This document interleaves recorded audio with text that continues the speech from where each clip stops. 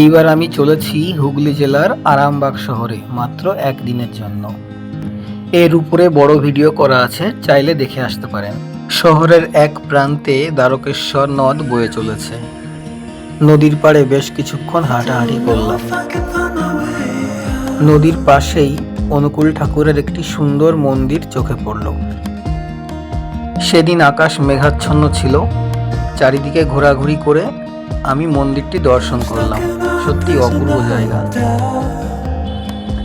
সেখান থেকে বেরিয়ে হাঁটতে হাঁটতে দেখলাম বাবা ভোলেনাথের একটি মন্দির। সন্ধ্যা হয়ে এসেছে প্রায়। আমরা মন্দিরটি দর্শন করলাম। মন্দিরের একটু পাশেই একটি শ্মশান দেখলাম। একদিনের আরামবাগ সফর শেষ করে বাড়ির উদ্দেশ্যে রওনা দিয়েছি।